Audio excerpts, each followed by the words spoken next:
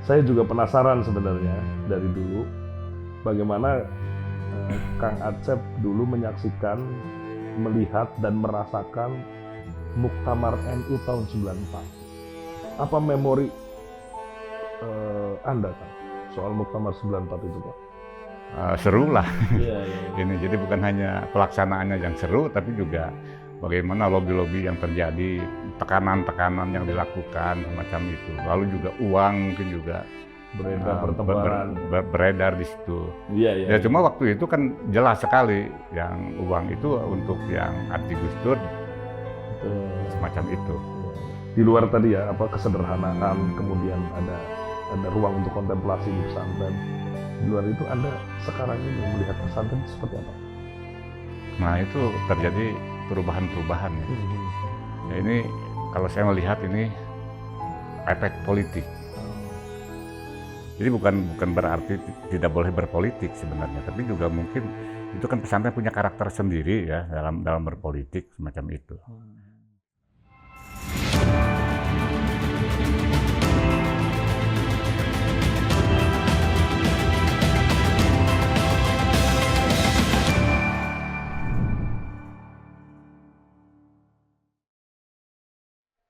Assalamualaikum warahmatullahi wabarakatuh. Bismillahirrahmanirrahim. Para pemirsa, kembali di program Menjadi Indonesia bersama saya Ivan Aulia Ahsan, pemimpin redaksi NU Online. Hari ini saya berada di Tasikmalaya, tepatnya di Cipasung, di Pondok Pesantren Cipasung, Tasikmalaya. Di tempat inilah dulu pada 1994 Muktamar NU ke-29 diselenggarakan. Di tempat inilah dulu Rois Am PBNU Kiai Haji Ilyas Rukyat memberikan ilmu kepada para santrinya. Nah, saya bersama putra dari Ajengan Ilyas. Siapa lagi kalau bukan Kang Acep Zamzam Nur. Kang Acep, terima kasih. Ya, sama-sama. Terima kasih sudah bersedia menjadi narasumber kami, Kang Acep.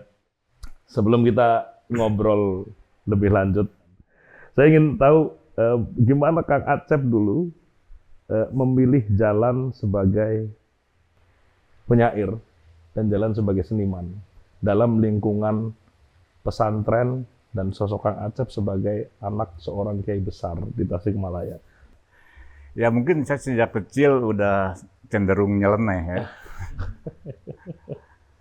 Ya saya menjalani masa kecil saya mungkin seperti juga anak-anak yang lain. Ya saya berada di lingkungan pesantren ya saya ikuti juga, saya ikut mengaji dan lain sebagainya. Cuma mungkin ada satu hal ya, karena bapak saya itu punya koleksi banyak buku. Berbagai majalah juga berlangganan ya, yang saya ingat ya Panji Masyarakat misalnya. Ya. Nah, lalu juga ibu saya juga seorang pembaca buku, dan beliau berlangganan majalah Mangle. Ya, majalah berbahasa Sunda. Majalah berbahasa Sunda yang di dalamnya itu banyak cerpen-cerpen sama puisi. Nah, barangkali juga saya di situ sebenarnya mulai suka membaca-baca dan kemudian juga suka dan saya mencoba menulis. Jadi masa kecil saya itu sebenarnya saya aktif menggambar karena memang suka menggambar, tapi juga ketika bertemu dengan bacaan-bacaan misalnya Mangle tadi, ya saya juga banyak membaca itu dan saya mulai mengenal nama-nama pengarang-pengarang Sunda ya pada awalnya. Dan ibu saya juga banyak bercerita tentang beberapa pengarang Sunda yang dia kagumi. Jadi kecintaan saya terhadap puisi mungkin diawali terhadap puisi Sunda. Gitu. Dari majalah Mangle itu. Dari majalah Mangle. Lalu berkenalan dengan sastra Indonesia itu ketika mau masuk sekolah. Ketika masuk sekolah SMP ya itu juga karena mungkin sangat terbatas sebenarnya yang saya kenal, mungkin Hairi Anwar semacam itulah, Amir Hamzah itu yang saya kenal di buku-buku yang saya ketemukan di sekolah. Tapi pada tahun-tahun saya kelas 1 SMA itu ada program dari pemerintah perpustakaan keliling. Jadi perpustakaan pakai bis punya Pemda lalu dia mendatangi tempat-tempat tertentu. Nah, Cipasung ini termasuk yang seminggu sekali didatangi oleh Perpustakaan keliling. oleh bis itu. Iya, iya, iya. Dan ternyata bis itu isinya adalah buku-buku sastra terbitan Pustaka Jaya. Iya, iya. Jadi belakangan saya tahu bahwa Pak Ayip Rosidi yang Kang Ayip yang punya Pustaka Jaya itu juga kerjasama dengan pemerintah, dengan Dikbud waktu itu, ya untuk memasok buku-buku terbitannya itu ke perpustakaan-perpustakaan daerah. Pinter emang Kang Ayub itu. Iya. Dari situlah saya berkenalan dengan Rendra, Abdul Hadi, Subagio Sastrowardoyo, Kunto Wijoyo, Topik Ismail dan banyak lagi. Karena mereka rata-rata itu diterbitkan sama Pustaka Jaya. Betul. Nah, kalau ketemu dengan Gunawan Muhammad dan Rendra itu saya agak belakangan itu karena waktu itu juga mungkin nggak ada yang diterbitkan sama Pustaka Jaya ya ini. Jadi itu mungkin perkenalan awal saya yaitu sejak SMP ya. Dengan majalah-majalah atau buku-buku yang ada di rumah lalu juga dengan perpustakaan keliling itu. Kegemaran itu diketahui oleh AP. Diketahui. Kang Acep memanggil Ajengan Ilyas, memanggil bapaknya sebagai AP ya. Iya. Lanjutkan. Tidak dilarang ya. Saya tidak dilarang, makanya saya punya kesibukan ya selain melukis itu menggambar, ya itu juga mulai belajar menulis. Okay. Ya, awalnya juga dikirim ke Mangwe itu pas usia SMP ya, SMP kelas 3 ya. Oh sebentar, berarti pertama kali menulis dan dikirim ke media dalam bahasa Sunda? Dalam bahasa Sunda, ya. Lalu bahasa Indonesia karena waktu itu ada koran yang langganan itu diantaranya kalau nggak salah Pelita ya, yang juga memang ada rubrik-rubrik. Ya, Harian Pelita. Harian Pelita, terus Suara Karya. Iya, korannya Golkar. Koran Golkar, lalu ada Angkatan Bersenjata. Ya, jadi memang banyak sekali ini macam-macam gitu ya. Orang lama banget itu. Ini. Iya. Jadi dari situ kan, dari situ sebenarnya akhirnya saya membaca, ya saya juga menulis, berjalanlah itu. Jadi bukan karena cita-cita ya sebenarnya, saya tidak bercita-cita menjadi penyair gitu ya. Tapi lebih mengalir aja. Tapi gitu. lebih karena mengalir aja. Iya.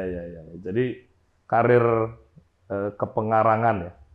Kalau zaman dulu bahasanya kepengarangan. Karir kepenulisan Kang Acep sudah berarti dari tahun 73 mungkin Kang ya. Sekitar 75 lah, 77 tuh udah mulai dibuang.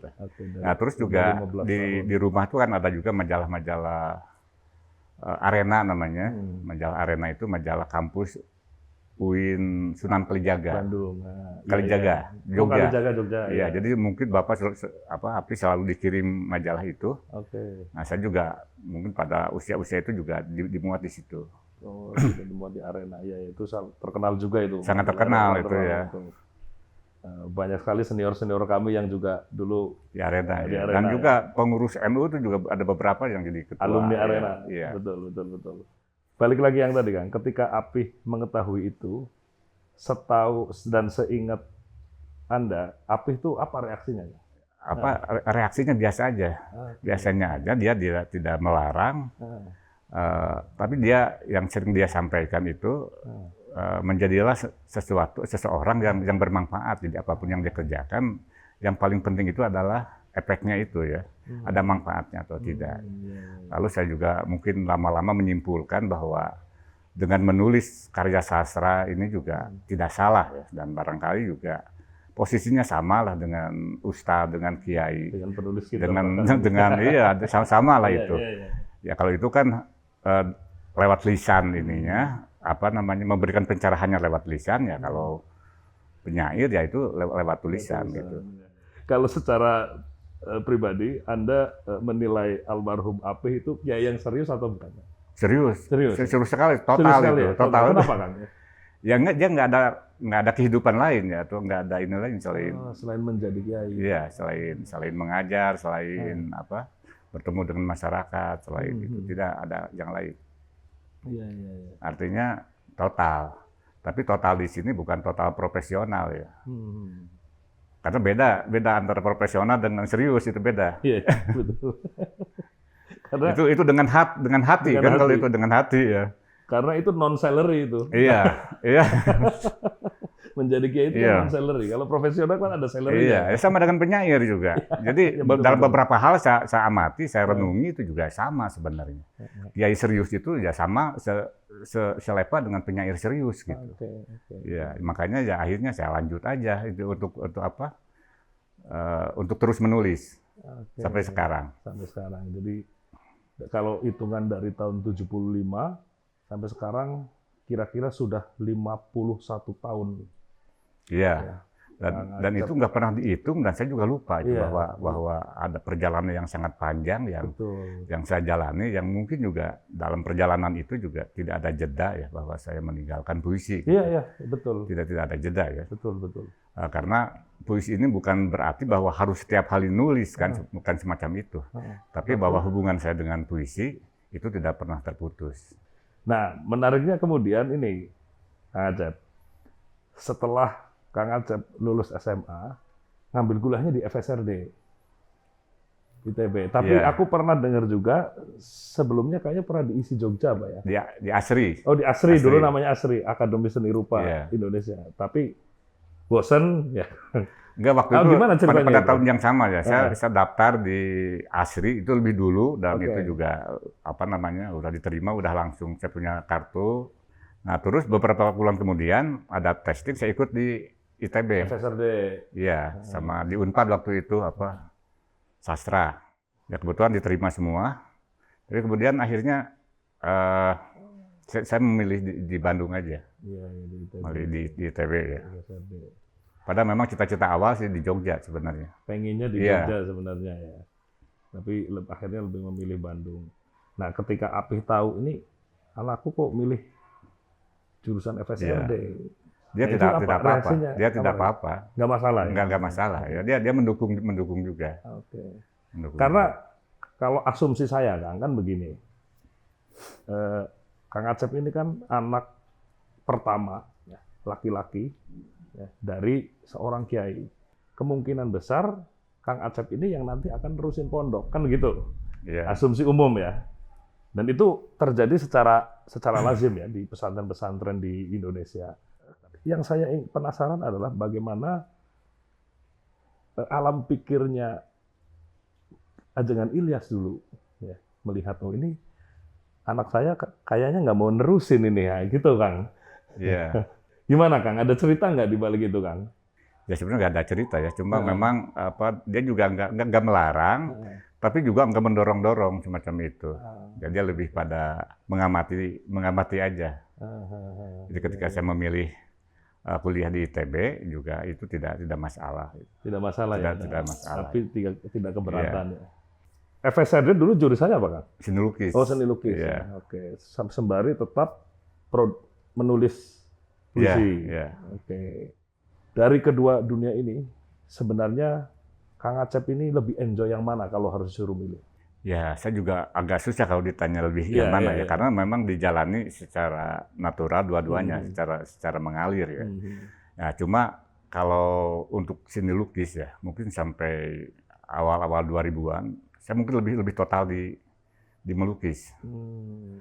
Artinya saya juga aktif pameran di mana-mana dan terus, nah cuma ke sini ke belakangan juga orang lebih mengenal saya sebagai penyair. Ya. Ya mungkin juga karena kalau penyair itu kan mempublikasikan karyanya itu lebih mudah ya. Itu bisa di koran-koran dan lain sebagainya. Kalau sementara untuk pameran ini juga kan tidak bisa setiap hari kan itu. Jadi ada jeda yang ini. Jadi sampai tahun-tahun itu saya mungkin lebih sibuk sebagai pelukis ya. Sampai awal 2000-an. Ya. Oke. Kesininya juga malah dia ternyata juga kepenyairan juga bikin kesibukan tersendiri ya. Apalagi ketika saya membuat komunitas kan itu ya. Betul. Karena saya di Tasik ini juga bikin komunitas seni rupa dulu sebenarnya. Terus lalu juga komunitas sastra. Kemudian yang saya baca juga Kang Acep sempat ngambil master ya, ngambil S2 di Perugia ya. Ya tadi saya nggak ngambil itu, ngambilnya program nggak ngambil gelar. Oh, itu gelar. Itu ngambil program apa Kang di sana Kang? Waktu itu kan saya pameran di Jakarta ya. Ya. Terus ada dari kedutaan, duta besar Italia itu menghadiri pameran saya, lalu juga ngobrol-ngobrol dan dia menawarkan itu, menawarkan untuk ke sana. Ya, saya di sana 2 tahunan lah. 2 tahunan. Di sana belajar apa, Kang? Di Perugia, Kang? Di Perugia itu sebenarnya belajarnya melukis itu. Tapi juga sebenarnya saya nikmati untuk berkarya gitu. Jadi lebih ke semacam residensi kayak gitu. Ya. Tapi di tempatnya di universitas. Kampus. Ya. Itu tahun berapa, Kang? Itu tahun 91 sampai 93. 91 Iya, akhiran 91 lah sampai. Anda mendapat pengalaman besar apa selama 2 tahun di banyak sekali saya ini, banyak sekali. Karena pertama misalnya di dunia sastra ya, itu juga terjadi perubahan yang cukup ini ya dalam karya saya dari sebelumnya gitu. Lalu juga dari sisi visual saya juga punya pengalaman yang ini karena saya manfaatkan selama di sana itu juga untuk mengunjungi museum-museum, melihat pameran-pameran dan lain sebagainya. Itu lebih pada pengalaman batin lah itu. Saya baru sadar juga bahwa ternyata menulis puisi itu juga sebenarnya melukis, cuma melukisnya dengan kata-kata. Nah di sana saya mendapat objek yang luar biasa sekali, objek dari masa lalu yang mungkin sebelum Masehi atau juga yang udah berabad-abad yang lalu ya. Itu objek-objek yang kemudian itu menjadi bahan dari puisi-puisi saya. Nah setelah pulang dari sana, tadi kan Kang Acep bilang bahwa gaya dan bentuk puisinya juga berubah ya. Iya. Setelah pulang dari Perugia. Kalau di gaya melukisnya ada yang berubah nggak? Berubah. Tadinya kan saya nggak abstrak. Tadinya lukisan-lukisan saya itu ada sosoknya, terutama sosok manusia ya, sosok manusia. Lalu juga setelah itu juga ada sosok ikan. Saya pernah menggarap satu seri. Nah ketika dari sana mungkin saya lebih abstrak. Walaupun muncul misalnya ada kepala atau ada bagian-bagian tubuh. Dan itu sampai sekarang? Perubahan itu Anda rasakan sampai sekarang atau sekarang ada berubah lagi? Berubah lagi. Ya itu mungkin yang semacam itu ya, itu salah satu. Ini ya, contohnya ini ya. Ya, tapi ada besar-besar sebenarnya. Nah kalau yang sekarang saya lebih ke lebih ke abstrak ya, abstrak murni, walaupun juga kadang-kadang ada figurnya. Dan itu juga rasanya juga itu bagian dari puisi juga. Karena puisi itu ketika berbicara dengan simbol kan, tapi juga berbicara dari kedalaman perasaan. Nah, itu sebenarnya yang sedang sekarang. Sedang didalami ya, sedang didalami. Iya, iya. Nah, kan gini Kang. Anda berpuisi lewat visual melalui lukisan dan Anda berpuisi bervisual melalui puisi. Bervisual melalui puisi. Iya. Gitu. Coba didalami itu Kang. Gimana Anda dua dunia ini Anda lakukan secara bersama-sama dan keduanya kan butuh penghayatan ya. Iya. Nah, saya terus terang ini berat sekali karena ketika saya mood melukis, ya itu harus melupakan dulu dunia puisi. Dunia puisi ya beberapa saat semacam itu. Dan sebaliknya juga. Misalnya sekarang, posisi sekarang tuh saya lagi semangat ini ya, semangat melukis. Tapi ada beberapa puisi yang terus mengganggu gitu. Nah, itu sebenarnya ada tarik menarik yang mungkin menarik ya. Mungkin menarik ya. Dan ini juga bagian dari keseriusan tadi mungkin. Betul. Jadi memang masing-masing juga idealnya memang ketika menulis itu juga kita berhenti dulu melukis terus sebaliknya. Nah, saya jadi ingat di Bali itu ada juga pelukis sekaligus penyair namanya Pranajira. Dia membagi waktu 1 tahun itu, setengah tahun untuk menulis, setengah tahun untuk melukis. Tapi saya kadang nggak bisa seperti itu, kadang ini acak gitu ya. Ketika ada mood swing ya, ada pengen melukis tapi ada puisi yang mengganggu, lagi nulis puisi tapi ada lukisan yang mengganggu. Iya, tapi sebenarnya biasa saja itu. Ya agak repot dari sisi waktu ya. Tapi bahwa proses kedua ini itu adalah proses yang sama sebenarnya. Secara proses kreatif itu juga yang dijalani dengan sama ya, dari sisi penghayatan dan juga dari sisi hal-hal lain. Cuma mungkin yang membedakan adalah teknisnya, karena melukis ini butuh lebih banyak masalah teknis misalnya. Nyiapin Ketika berhenti dulu itu ya mungkin kering atau apa gitu, bisa terjadi semacam itu. Jadi lebih ke masalah teknis saja sebenarnya. Tapi tetap aja dalam pikiran masih berjalan proses itu ya, proses itu. Begitu juga ketika melukis ya, ya proses itu masih jalan juga. Bahkan ketika tidur kan itu masih terbayang-bayang terus. masih itu ya. Nah ini apa namanya, ya ini bukan profesi kalau begini ya, sama seperti kiai serius itu kan. Akhirnya juga ini sebuah panggilan yang memang harus dijalani ya. Kadang saya merasakan ini sebagai kutukan, tapi juga sebaliknya bahwa ini juga sebuah anugerah ya, mungkin belum tentu semua orang apa namanya mengalami semacam ini. Puisi ini yang sebenarnya yang agak ini ya, agak spesifik ya. Kalau melukis itu sebenarnya juga ketika ada waktu luang itu lebih bisa dikondisikan, karena ada misalnya melanjutkan ya, karena memang sudah kita memulai mewarnai kanvas atau juga sudah berproses kemudian tertunda, itu kan tinggal melanjutkan. Tapi Anda menganggap proses tadi ya itu sebagai pengalaman spiritual atau pengalaman apa? Spiritual. Ini bahkan sangat spiritual ini. Karena kita juga tidak tahu ya, misalnya tiba-tiba puisi itu juga datang sendiri gitu. Ya ini juga efek dari mungkin masalah penghayatan ya. Karena saya ini suka berjalan-jalan itu ke hutan, ke alam. Ya mungkin juga ketemu dengan pohon, dengan rumput, dengan tanah. Ya itu juga secara tidak langsung itu berdialog, dan dialog itu juga berlanjut. Makanya ketika datang ke rumah ya itu muncullah apa namanya godaan-godaan untuk menulis itu. Apakah pengalaman spiritual ini kemudian berpengaruh langsung terhadap estetika yang Anda ciptakan? Sangat berpengaruh ya. Bisa dalam puisi ya. Memang dari dulu ya saya sering berjalan-jalan. Lalu di perjalanan itu juga saya melihat alam yang indah. Ketemu dengan makam, dan ternyata makam itu artistik. Saya tidak tahu siapa yang dimakamkan di situ, tapi makam itu artistik. Biasanya saya berhenti dan masuk ke makam itu. Nah itu juga bagian dari pengalaman-pengalaman yang kemudian akhirnya mewarnai puisi-puisi saya. Nah belakangan saya sedang menyusun sebuah kumpulan puisi yang saya anggap serius, karena ini sudah 10 tahun ya belum selesai. Yaitu Jarah. Judulnya Jarah ke Dalam Diri.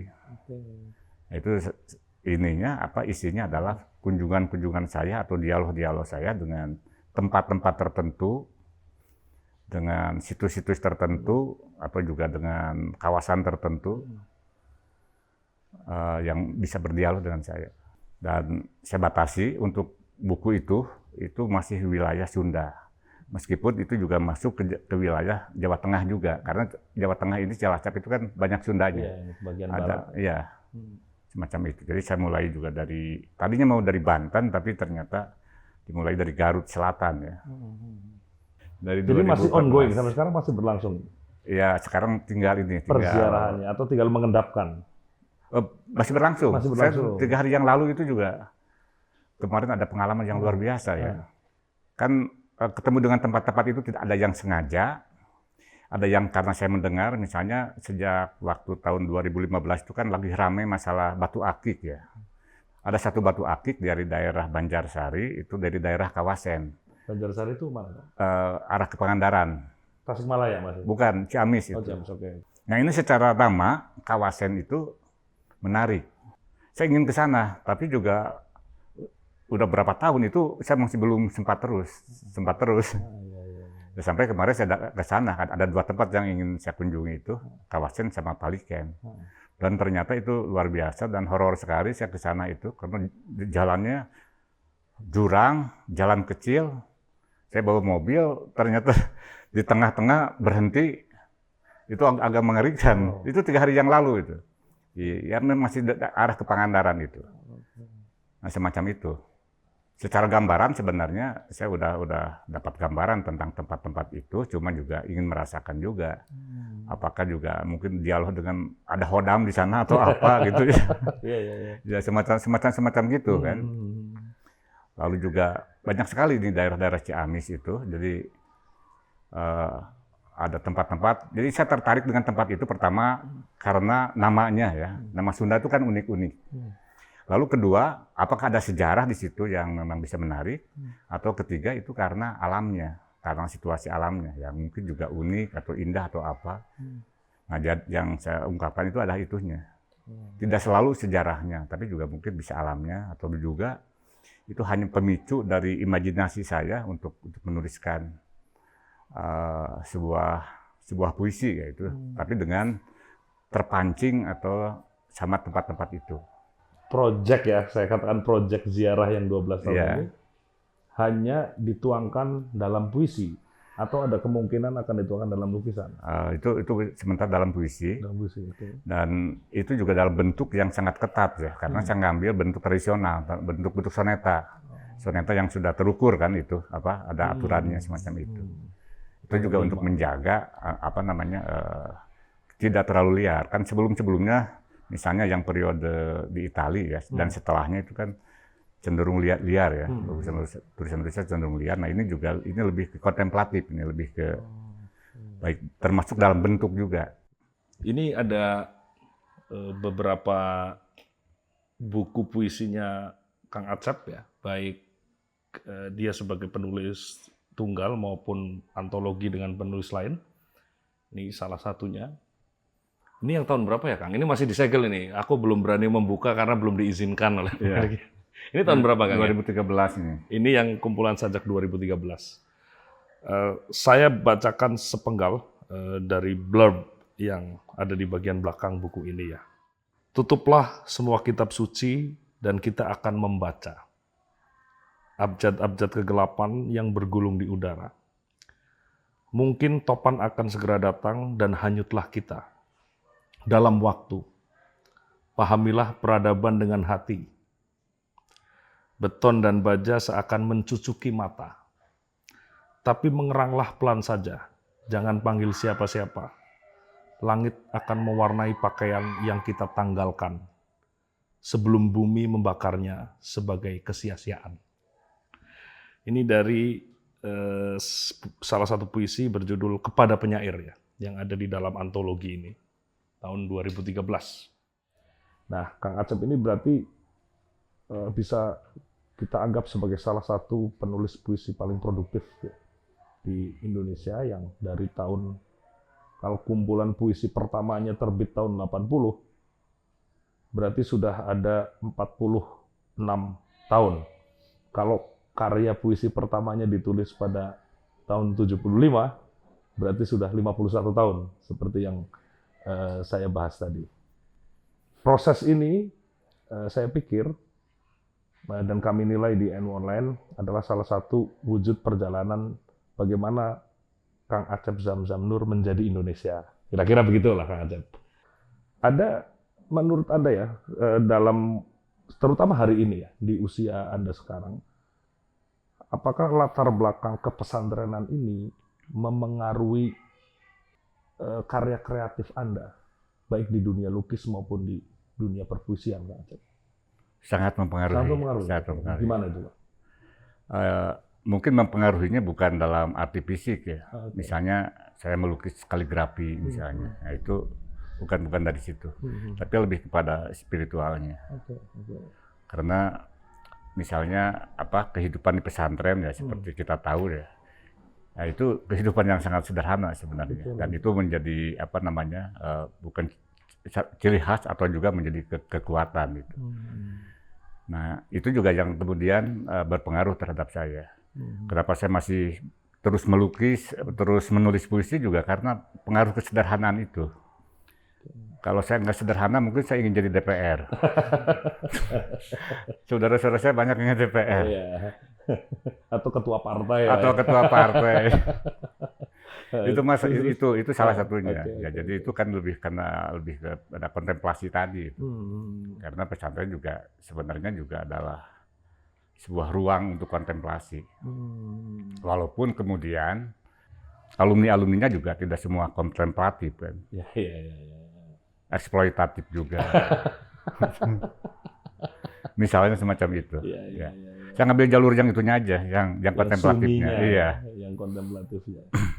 Iya, iya, iya. Dan suasana kontemplatif ya, yang Anda dapatkan di pesantren, yang dari lahir Anda dapatkan di lingkungan pesantren, mirip-mirip nggak dengan kontemplasi ketika Anda menciptakan puisi? Ya kalau saya bayangkan pesantren tahun 60-an, 70-an lah ketika saya masih kecil, seperti itu kan, juga penuh juga dengan simbol, penuh juga dengan hal-hal apa namanya yang kelucuan-kelucuan dalam kehidupan yang sederhana itu kan, semacam itu. Nah itu juga sangat mempengaruhi itu. Kadang-kadang muncul juga itu apa dalam beberapa baris, dalam beberapa diksi puisi saya.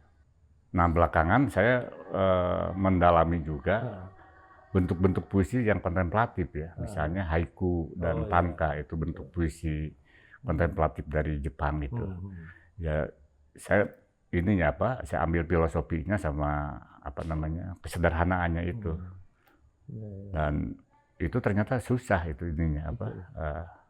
Iya kan harus berapa suku kata ya? Iya beberapa suku kata dengan peraturan yang 575 dengan peraturan yang sangat ketat sekali. Betul. Tapi itu juga bagian dari latihan, dan sejak tahun 2015 lah saya mulai menulis. Betul, betul, betul. Sudah ada 2 kumpulan tapi masih belum terbit. Cuma kalau tanka itu sudah terbit tahun kemarin. Tanka sama sebenarnya dengan haiku. Haiku itu cuma 3 baris, kalau tanka 5 baris. Puisi-puisi Kang Acep sudah diterjemahkan ke dalam kira-kira 10 bahasa asing, baik dalam bentuk antologi maupun dalam bentuk tunggal ya. Anda menilai public recognition ini ya, pengakuan publik Anda sebagai seorang penyair, ini sebagai sesuatu yang istimewa atau sebagai sesuatu yang justru mendorong Anda untuk terus berkarya? Ya, itu sesuatu yang biasa saja. Oke. Ya, tapi itu juga kemudian mendorong untuk terus berkarya. Jadi itu bukan target, bukan kejaran ya, bahkan juga tidak berpikir bahwa ini akan diterjemahkan. Betul, betul. Tapi itu mungkin karya saja yang berbicara. Saya teringat Gabriel García Márquez. Dia novelis dari Kolombia yang menulis banyak sekali novel dan pernah mendapat penghargaan Nobel Sastra. Ya, tapi dia juga wartawan. Dalam sebuah wawancara, Gabo ya, panggilan akrabnya Gabo. Gabo bilang bahwa dia lebih ingin dikenang sebagai reporter daripada sebagai seorang novelis. Nah, saya ingin bertanya kepada Kang Acep, Anda lebih ingin dikenang sebagai penyair atau ingin lebih dikenang sebagai pelukis? Ya mungkin penyair ya. Penyair ya. Ya. Okay. Kenapa Kang? Ya itu kan lebih luas ya. Jadi kalau misalnya Sajak Cipasung ya, itu kan banyak yang ini yang apa, yang bisa membaca, yang bisa, dan puisi juga mungkin lebih langsung berbicara kepada hati pembacanya. Oke Kang, kita sekarang ngomongin tentang NU ya. Saya juga penasaran sebenarnya dari dulu bagaimana Kang Acep dulu menyaksikan, melihat dan merasakan Muktamar NU tahun 94. Apa memori Anda Kang soal Muktamar 94 itu Kang? Pertama, saya mungkin mengingatnya ketika awal-awal ya. Saya ini semacam event biasa saja bahwa ada pelaksanaan muktamar. Begitu juga mungkin keterlibatan banyak pihak juga terjadi. Saya mungkin awalnya seperti itu saja, dan itu memang terjadi bahwa meriah sekali, bahkan jauh sebelum pelaksanaan itu juga sudah banyak sekali persiapan-persiapan, termasuk membuat jalan. Nah, itu yang secara fisik, dan lalu juga mungkin beberapa perbaikan di sini juga dilakukan ya untuk menyambut itu. Lalu ketika hampir menjelang terjadi muktamar itu juga media begitu ramai sekali memberitakan, ramai sekali bukan hanya pelaksanaannya, tapi juga mungkin unsur-unsur seperti halnya muktamar-muktamar yang lain, ada calon ini, calon ini, ramai sekali, bahkan terbelah ya. Misalnya Republika Anti Gus Dur. itu sebelah anti Gus Dur, lalu yang lain-lainnya ke Gus Dur, semacam itu. Lalu tamu macam sebelum acara itu datang, misalnya Megawati datang, diantar sama Eros Jarot, yang masih ingat itu ya. Lalu juga dari berbagai pihak datang, semacam itu. Saya sendiri belum tahu persis, cuma dari berita-berita itu ya memang terjadilah bahwa keterlibatan pemerintah itu juga sangat jelas sekali, bahwa pemerintah Orde Baru waktu itu mendukung Abu Hasan. Nah, sementara bertarung dengan Nahdliyin yang mendukung Gus Dur, karena yang mendukung Abu Hasan juga banyak juga gitu, banyak juga terutama yang luar Jawa. Jadi ramainya di situ sebenarnya. Nah, baru belakangan lah mulai karena juga pada saat itu banyak sekali aktivis yang mungkin teman-teman saya dulu di Bandung itu, yang sekarang di Jakarta, pada datang juga ke sini dan cerita-ceritalah soal itu, bahwa ya ternyata seru lah. Ini jadi bukan hanya pelaksanaannya yang seru, tapi juga bagaimana lobby-lobby yang terjadi, tekanan-tekanan yang dilakukan semacam itu. Lalu juga uang mungkin juga beredar di situ. Ya cuma waktu itu kan jelas sekali yang uang itu untuk yang anti Gus Dur, semacam itu. Jadi yang saya tahu mungkin semacam itu ya. Karena waktu itu kalau pelaksanaan sendiri menurut itu sukses ya. Sukses. Pak Harto datang, lalu juga menteri-menteri, Harmoko juga datang. Banyak sekali menteri yang datang. Dan secara pelaksanaan itu sukses. Tapi ternyata setelah Gus Dur terpilih, itu kan tidak berhenti sampai di situ. Ya, konfliknya masih terus. Itu banyak sekali tamu, saya masih ingat Mbak Tutut datang ke rumah. Lalu juga Hartono ya, waktu itu apa ya? Kasad ya. Panglimanya Faisal tadi. Iya, datang juga. Ya ternyata itu adalah lobby-lobby mengenai ketidakpuasan dari hasil muktamar, terutama soal Gus Durnya. Api cerita ke Anda nggak waktu itu apa yang diinginkan oleh Tutut dan Hartono? Ya itu mungkin mengganti Gus Dur, tapi mungkin dengan bahasa yang tidak langsung semacam itu, tapi arahnya mungkin ke sana. Dia ada ketidakpuasan gitu. Nggak tahu mengganti atau apa, pokoknya ada ketidakpuasan dari hasil muktamar itu. Gitu. Terus reaksi Api gimana setahu Anda kan? Saya nggak hadir ya waktu pertemuan itu, tapi kayaknya dia nggak terpengaruh dengan yang lobby-lobby semacam itu. Itu kan sangat politis ya Kang ya. Muktamar 94 itu muktamar yang kandungan politiknya itu dan intervensi kekuasaannya itu sangat terasa. Iya. Tapi itu lebih hitam putih kalau menurut saya. Betul. Lebih hitam putih. Kalau sekarang juga mungkin konfliknya sama yang muktamar, tapi abu-abu semua gitu ya. Artinya pemerintah ada di mana-mana, ada yang ini. Kalau waktu itu memang sengaja jelas sekali gitu. Bahwa ini didukung oleh Soeharto dengan kaki tangannya. Nah, sementara ini yang para Mu'tamirin itu juga bertahan dengan pilihannya. Dan waktu itu juga seru karena mungkin suaranya juga nggak terlalu jomplang ya. Betul. Ya, selisihnya tipis itu. Selisihnya tipis karena yang pendukung Abu Hasan juga ternyata banyak juga. Bahkan sempat membuat semacam PBNU tandingan kan. Iya. KPNU ya. Sebagai seorang ulama ya dulu ya Ajengan Ilyas melihat konflik ya, melihat bagaimana intervensi kekuasaan ke dalam NU itu seperti apa? Apa pernah cerita atau mendiskusikannya dengan Anda nggak, Bang? Secara langsung diskusi mungkin enggak ya, cuma saya juga paling dengar-dengar aja itu. Ya, jadi ya menyingkapinya seperti yang disampaikan pada wawancara-wawancara dengan berbagai media, karena itu banyak sekali kan wawancara-wawancara semacam itu. Ya beliau tetap soal hasil ya itu tetap hasil muktamar, jadi nggak bisa diganggu gugat aja. Kalau Anda sendiri melihat sepak terjang Api Ajengan Ilyas di NU dan sampai beliau kemudian menjadi Rois Am, dari perspektif Anda seperti apa? Apakah ini bagian dari kiai yang serius tadi? Ya ini bukan dari politis ya. Dia masuk NU bukan dari politis karena aktif di NU itu sejak remaja kan. Ibnu, Ya, bahkan Ibnu. salah satu pendiri Ibnu itu. Ibnu masih pakai sarung, jadi itu udah sangat aktif gitu. Lalu juga dari Ibnu mungkin ke PC ya, ya itu lama sekali aktif itu.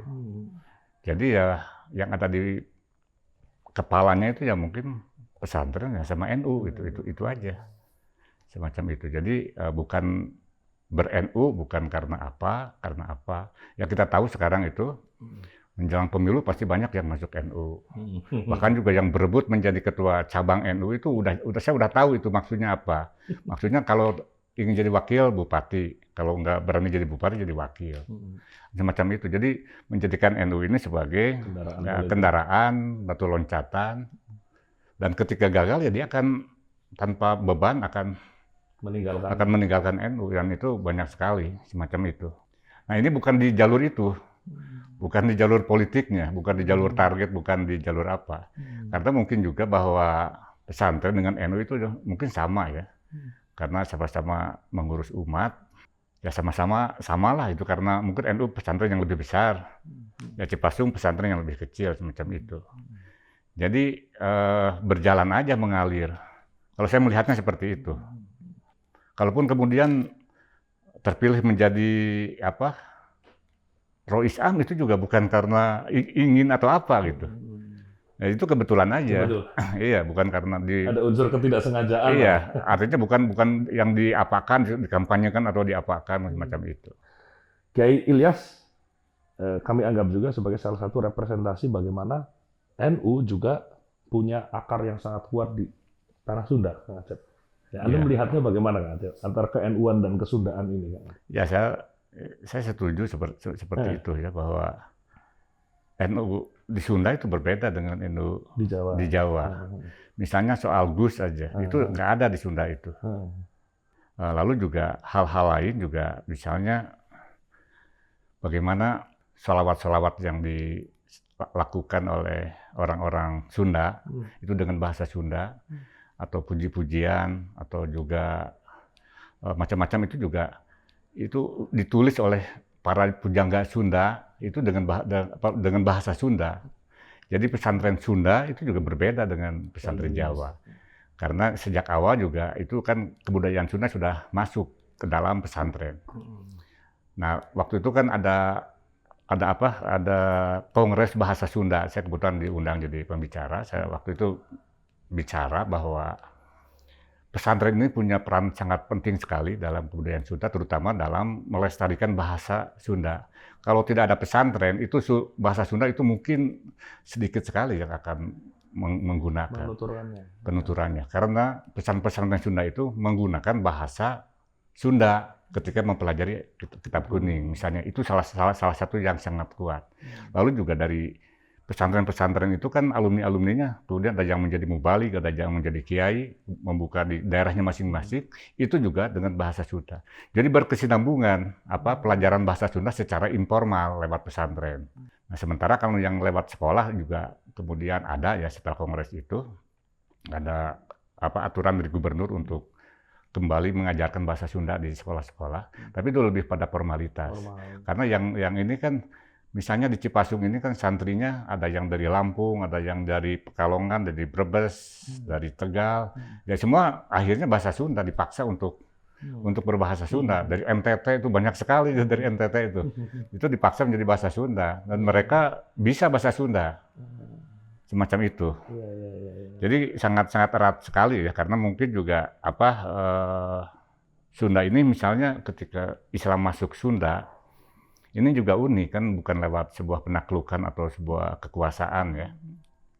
Tapi bagaimana kiai-kiai kampung itu kemudian mengajar anak-anak itu dengan nadoman-nadoman yang berbahasa Sunda. Itu awal-awal di masjid, bukan di pesantren ya. Ketika itu kemudian berkembang kan dari masjid, kemudian dari langgar, kemudian punya santri kalong istilahnya teh, santri tapi yang pulang lagi ke rumahnya masing-masing gitu. Lalu kemudian berkembang ya akhirnya menjadi pesantren. Dan Cipasung juga dari proses seperti itu sebenarnya. Ya, jadi kuat sekali menurut saya ini kaitan dengan kebudayaan Sunda ini. Terutama dalam pelestarian bahasa. Iya, dan itu tidak diniatkan. tidak diniatkan. Itu sesuatu yang memang Alamiah saja, alamiah Bang. sekali, dan ini harus berterima kasih sebenarnya. Betul. Sekarang masih pakai Sunda pengajaran kitab kuning? Masih pakai Sunda ya? Masih. Karena saya lihat ada beberapa pesantren di Jawa juga yang kiainya sudah 50-50 dengan bahasa Indonesia. Di Tasik kan sekarang banyak juga pesantren-pesantren baru yang model-model modern lah, modern kayak school lip school ya, yang tinggal sekolah tapi diasramakan, boarding school, macam gitu. Jadi tetap di sini tuh identitas pesantren salafnya tetap dipertahankan sampai hari ini ya. Ini ya. Oke. Nah, selain itu Kang ya, kalau menurut Kang Acep, apalagi yang kontribusi penting pesantren terutama bagi identitas kesundaan? Ada satu hal ya. Saya kan tadi cerita banyak membaca Mangle ya. Majalah Mangle. Nah itu cerpen-cerpen yang berlatar pesantren itu banyak sekali di Mangle itu. Dan kemudian sama Pak Aib dikumpulkan dan diterbitkan ya. Misalnya Ahmad Bakri itu hampir selalu ada unsur pesantrennya. Terus Muhammad Amri juga sama, dan bahkan pesantren diinikan dengan hal-hal yang mistis misalnya. Lalu juga ada satu lagi, Rap misalnya, Raden Ading Apandi. Dia menulis kumpulan cerpen sebenarnya, tapi kumpulan cerpen ini antara satu cerpen dengan cerpen yang lain tuh berkaitan. Itu namanya Dongeng Enteng di Pesantren, cerita ringan dari pesantren. Wah itu menurut saya luar biasa, dan ini juga sebagai karya sastra Sunda yang sangat berpengaruh. Gitu. Rap itu menceritakan kehidupan sehari-hari di pesantren, bukan hanya soal hal-hal kekonyolannya juga, kekonyolan kiai, kekonyolan santri, bagaimana santri menipu kiai atau sebaliknya misalnya dengan ngerjain semacam itu diceritakan itu dalam konteks ada keakraban bahwa berbedanya dengan Jawa mungkin ya. Jadi kiai-kiai itu bukan priai, tapi bisa dikerjain juga sama santri-santrinya. Digarap. Misalnya kiai punya ayam, ayamnya dicuri sama santri, kemudian dipasak. Udah gitu memanggil kiainya untuk makan bersama. Nah sebelum makan barulah diceritakan gitu. Soal apa ya? Keikhlasan kan? Keikhlasan. Itu kan dimakan bersama gitu, macam gitu. Udah disembelih. Iya, udah disembelih, udah dimasak, udah enak, udah mau makan kan berdoa dulu, lalu ada pengantar sedikit bahwa ini ayamnya kiai gitu. Nah, cuma hal-hal semacam itu, cerita-cerita semacam itu tuh masuk ke dalam sastra Sunda. Itu banyak juga. Ada juga yang kaitannya dengan kampung, lalu ada peran pesantren di kampung itu, misalnya untuk menentukan Ramadan ya, kan selalu ada konflik karena ada perbedaan-perbedaan gitu, mencontohkan semacam itu diantaranya. Nah ini artinya tetap itu kebudayaan masuk kan itu. Ya, betul. Kalau secara pribadi ya, Kang Acep ini melihat di luar tadi ya kesederhanaan, kemudian ada ruang untuk kontemplasi di pesantren. Di luar itu Anda sekarang ini melihat pesantren seperti apa? Nah itu terjadi perubahan-perubahan ya. Ya ini kalau saya melihat ini efek politik. Begitu reformasi, muncul banyak-banyak partai, muncul PKB, itu banyak sekali orang-orang pesantren yang kemudian tergoda untuk masuk partai. Nah di sini udah mulai kacau. Karena ketika sama-sama menjadi caleg itu nggak ada misalnya penghormatan dari santri ke kiai kan, ketika itu ya bersaing lah mereka gitu kan, semacam itu kan. Iya, jadi ta'lim tidak berlaku. Macam itu. Lalu soal mentalitas juga semacam itu. Jadi terjadilah perubahan-perubahan, meskipun tetap masih ada sebenarnya yang bertahan lah untuk tidak seperti itu. Jadi politik ya ininya. Iya, jelas. Itu misalnya budaya broker. Itu tidak dikenal sebelumnya. Tapi dengan adanya partai, dengan adanya ini kemudian muncullah broker-broker. Dia melobi ke kiai apa-apa lalu dijual apa semacam itu. Nah ini politik, ya partai apapun gitu ini. Sampai sering lihat sendiri tuh wujud broker-broker itu Loh itu udah bisa dilihat kok itu. Kalau mahasiswa aktivis ya itu ujungnya jadi broker. Iya, Dan itu terjadi di mana-mana kan? di mana-mana, Iya, di iya, mana-mana. iya. Nah itu jenengan anggap salah satu yang mereduksi nilai kepesantrenan ya Iya. itu tadi ya. Oke. Ya itu Jadi ada nilai-nilai yang hilang. hilang ya jadi pragmatis, jadi bahkan yang lebih parahnya kan itu dijual, Iya betul betul. dijual. Dijual dalam arti yang sebenarnya. Iya, dan walaupun itu juga jarang berhasil. Gitu ya kayaknya. Iya, tidak selalu berhasil itu. Tapi itu tetap laku untuk dijual. Jadi Kang, kalau saya nanya ke Anda, kegelisahan terbesar Anda saat ini kepada NU itu apa? Apakah para broker tadi? Ya mungkin politik ya. Politik, oke. Politik ya sebenarnya yang menggelisahkan di pesantren juga politik, di NU juga sama politik. Ah, Ya sehingga nggak fokus lagi ke ini ke masyarakat. ke keumatan Ya. ya. Iya, akhirnya jadi pragmatis dan ya terbukti kan sekarang itu ramai sekali kan. Nah, itu juga politik itu juga. Politik yang kemudian bagi Anda ya, membuat pesantren lupa kepada hal yang paling utama yaitu mengurus umat gitu kira-kira. Iya. Dan ini juga kadang bukan oleh kiainya sebenarnya ya, tapi ada pengaruh-pengaruh dari luar. Ya misalnya yang menyeret, ada broker-broker yang menyeret ke sini, semacam itu. Jadi bukan berarti tidak boleh berpolitik sebenarnya, tapi juga mungkin itu kan pesantren punya karakter sendiri ya dalam berpolitik semacam itu.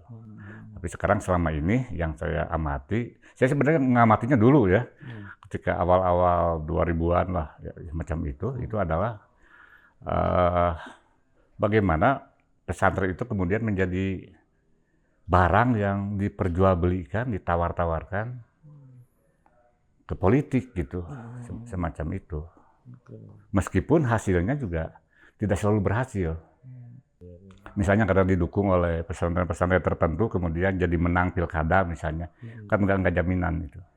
Karena kalau udah begitu kan itu udah tarung bebas kan itu juga. Pasti ada kantor juga dari lawan politiknya. Nah cuma di situ kerugiannya, ya itu kan berarti malu kan pesantren besar misalnya selalu mendukung salah satu calon yang kalah gitu. Dan ini sering terjadi. Ya, itu bagi Anda bisa merusak marwah pesantren itu sendiri. Iya, iya. Karena secara tidak langsung juga ke mentalitas kan, mentalitas dari para pengurusnya juga. Itu sedikit-sedikit itu juga akan tergerus, akan berpengaruh. Nah, beberapa tahun lalu kan Kang Acep ini masih lumayan produktif menulis esai ya. Menulis esai di media-media. Iya. Esainya mungkin esai sastra atau esai kebudayaan, tapi kan Esai kebudayaan ya. sering ada kandungan-kandungan Iya. analisis politiknya di Iya. dalamnya kan. Ya, sebenarnya bagi saya itu adalah curahan kegelisahan atas situasi politik ya. Iya. Hari-hari ini dari Kang Acep. Saya lihat belakangan sudah jarang lagi sekarang kan. Iya. Pertama mungkin media ya yang kemudian menjadi sangat sedikit untuk bisa memuat itu ya. Sementara untuk media-media online saya kurang tertarik ya itu. Kedua, itu kan tulisan-tulisan tidak selalu murni karena saya ingin menulis. Tapi itu merupakan makalah sebuah diskusi ya yang kemudian diberi tema itu ya. Jadi ketika diskusi sastra misalnya juga saya kadang kegelisahan saya itu dikaitkanlah dengan masalah-masalah semacam itu. Tapi politik-politik di situ juga politik lebih pada kegelisahan yang saya sampaikan tadi ya, bagaimana peran-peran itu yang merusak tatanan itu. Kita tarik ke sesuatu yang lebih besar yaitu negara, negara bangsa. Tentunya kegelisahan-kegelisahan Kang Acep sebagai seorang budayawan ya juga pasti ada dan itu bisa terwujud di dalam berbagai medium ya. Ada dari lukisan, ada dari esai, di puisi. Nah, kalau Anda tadi sudah ngobrol soal kegelisahan tentang NU dan pesantren. Kalau sekarang kegelisahan terbesar Anda terhadap bangsa dan negara ini apa? Ya, Ini soal mentalitas. Oh. Jadi beberapa tahun yang lalu kan saya aktif ini ya, bahwa apa kayak kegelisahan saya itu diungkapkan ke publik. Ya misalnya di forum-forum ya. Lalu juga saya selalu bikin spanduk unik sebenarnya. Jadi puisi saya bukan hanya ditulis di buku, tapi juga di spanduk yang kemudian dipasang di mana-mana, dan itu waktu itu kan belum ada medsos, jadi nggak viral. Tapi sebenarnya di masyarakat viral itu ya. Misalnya apa? Bagaimana Tasik ingin menjadi religius Islami misalnya dengan munculnya apa perda religius Islami. Jadi mau meniru kayak Aceh semacam itu ya. Saya menulis spanduk dengan religius Islami, dengan visi religius Islami. Kita masyarakatkan poligami misalnya semacam itu. Satir ya sebenarnya. Satir. Jadi yang saya lakukan adalah satir. Jadi bukan gerakan politik kemudian dukung mendukung atau apa, tapi lebih ke satir untuk mengingatkan aja. Dan itu banyak hal-hal semacam itu. Terutama karena waktu itu juga kondisi Tasik atau juga mungkin Indonesia itu kan bagaimana Islam itu ya. Islam kalau sekarang istilahnya kadrun itu. Jadi di Tasik ini kan muncul sekali FPI segala macam itu yang sangat mengganggu sekali. Jadi saya melawan dengan cara-cara semacam itu ya. Nah, di samping di tulisan-tulisan itu juga gitu. Nah, sekarang ini kan media cetak terutama ya. Itu udah nyaris nggak ada ya itu ruang-ruang untuk esai kebudayaan macam itu. Yang ada adalah opini yang lebih umum ya ini. Opini harian lah. Iya. Nah, saya agak ini bukan pertama masalah gaptek, belum juga saya agak kurang ini dengan media online ya. Sama puisi juga itu nggak saya publikasikan. Kecuali ada yang meminta, ada media online yang meminta macam itu. Oh, baru dipublikasikan. Kita ngomongin Rendra dulu nih misalnya kan. Dulu kan Rendra menganggap puisinya sebagai pamflet ya. Iya. Ya, pamflet yang secara eksplisit dia bilang ini adalah pamflet untuk mengkritik penguasa, itu pamflet untuk menghantam kekuasaan. Tapi memang fungsi puisi memang itu menurut Anda ya? Itu salah satu fungsi. Salah satu. Jadi ketika ingin berfungsi di masyarakat ya itu juga sama seperti yang dilakukan Rendra, itu ada kompromi ya. Kompromi estetika misalnya. Itu akan lebih dipahami, ditangkap langsung oleh masyarakat gitu. Semacam itu kan pamflet berbeda dengan puisi-puisi Rendra sebelumnya. Betul. Liris ya, yang di awal atau juga yang balada itu berbeda semacam itu. Nah, kalau saya itu kan bukan menunjuk seseorang ya, tapi lebih ke ya satir tadi lah itu. Jadi ini. Dan yang spanduk tadi itu kan diterbitkan juga sebagai buku, itu namanya Dongeng dari Negeri Sembako. Dan isinya puisi-puisi pendek yang memang kalau dibikin spanduk itu pas ya. Mungkin dulu yang spanduk itu mengungkapkan kegelisahan dan kemarahan mungkin. Kegelisahan atau reaksi terhadap yang ada sebuah peristiwa gitu. Sebuah peristiwa. Tapi memang di dalam menulis puisi, Rendra itu menjadi satu bagian yang menjadi inspirasi Anda. Ya, menjadi inspirasi, tapi saya mungkin secara bentuk agak berbeda ya. Agak berbeda, betul. Makanya saya menulis sajak-sajak sosial itu juga setelah sekian lama menulis sajak-sajak yang liris. Ya, hampir mirip dengan Rendra. Ya, karena saya ingin bahwa misalnya belum apa-apa sudah apa namanya ya. Jadi kan ini harus bentuknya harus ketemu dulu ya. Makanya waktu itu dalam bentuk-bentuk yang pendek, yang Dongeng dari Negeri Sembako itu, yaitu nyeritakan banyak hal lah itu. Tapi dengan satir, dengan lucu, dengan semacam itu. Jenaka ya. Ya, lalu juga yang agak lebih seriusnya, tapi juga itu mungkin tidak secara langsung menunjuk, itu adalah yang di bagian dari kegembiraan. Tapi juga di situ jelas sekali gitu, soal menteri, soal apa. Tapi lebih pada karakter sebenarnya yang saya kritik.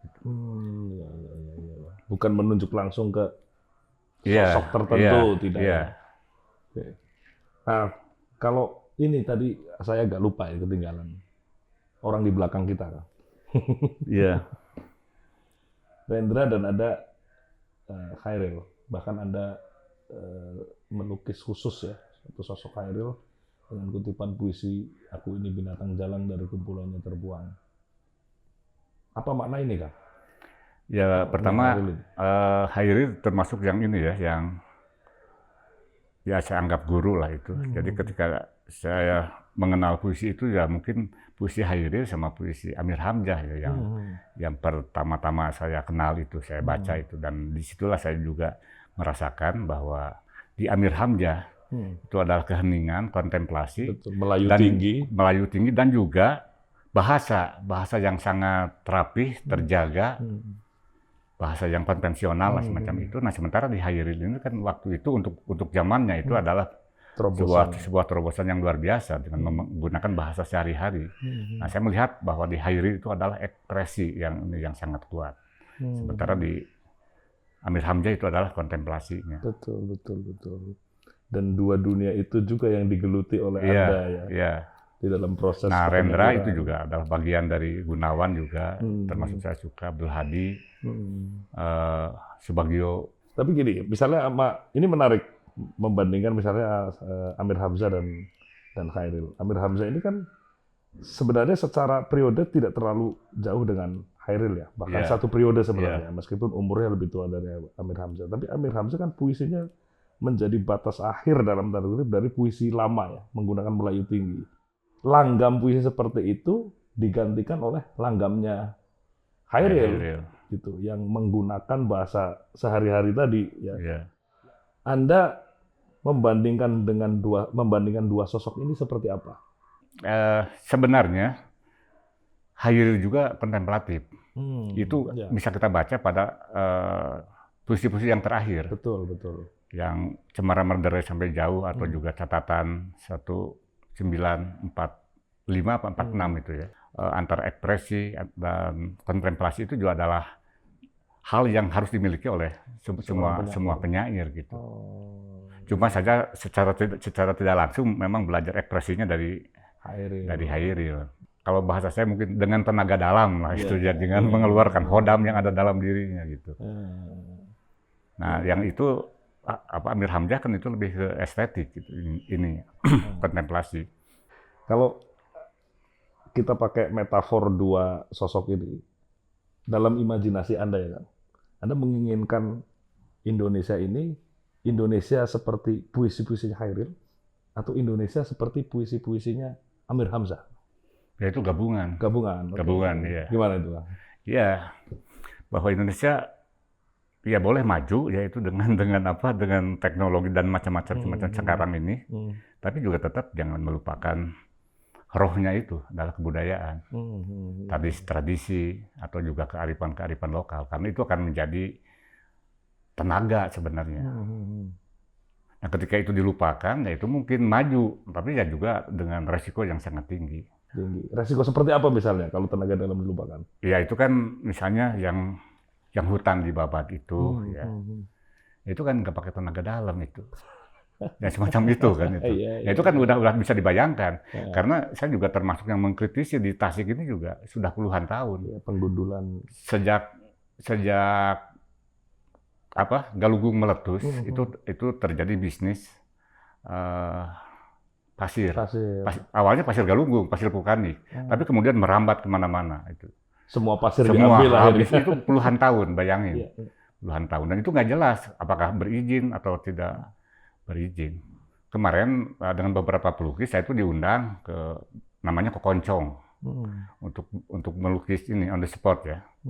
Saya ke sana kaget sekali, ternyata itu tadinya kan kampung ya. Saya ingat Kokoncong itu ketika saya SMA mahasiswa, itu saya mengantar beberapa teman dari Bandung ke Galunggung itu lewat Kokoncong. Nah, tiba-tiba Kokoncong ini sawah kan tadinya, itu jadi jurang ke dalam itu sampai 40 meter. Ya Allah. Itu agak terisolir, agak di dalam lah itu. Nah, sementara di pinggir itu hanya sekitar 7 meter itu rumah penduduk. Jadi kalau ada gempa sedikit aja itu udah hancur. Jadi di situ ada mafia ya. Mafia itu dia akan mendukung siapapun yang jadi bupati. Dia biayain semuanya. Nah, itu yang di Galunggung ya. Nah, sementara yang gunung-gunung yang bukit yang ada di sekitar Tasik juga sama, itu dikerukin. Nah itu kayaknya politik kita juga itu kan mengarah ke sana itu. Destruksi mengarah Iya, kepada kerusakan. ya kerusakan itu di mana-mana di Indonesia. Saya hanya yang saya amati kan yang Di paling Tasik. dekat ya, aja ya. Nah, ini permintaan saya terakhir, Kang. Untuk menutup episode ini, saya meminta Kang Acep untuk membacakan satu puisi. Ya, boleh. Terserah. Kalau request kami Cipasung, tapi kalau Ya. misalnya Kang Acep mau membacakan yang Tapi lain. kebetulan ini ada di buku ini ya. Ah, Jadi Cipasung ini saya tulis tuh antara 1987 ya sampai 1989. Jadi waktu itu masih sawah semua ini. Masih sawah semua, belum ada jalan itu. belum ada jalan muktamar ya. Ya, dan dari rumah saya itu bisa langsung melihat Galunggung. Melihat gunung. Melihat Galunggung dan di depan itu sawah semua gitu. Di belakang juga sawah. Ah, ini. Dipersilakan Cipasung oleh Ya. Ya, ini silakan Kang. Cipasung oleh Kang Acep Zamzam Nur. Cipasung. Di lengkung alis matamu, sawah-sawah menguning.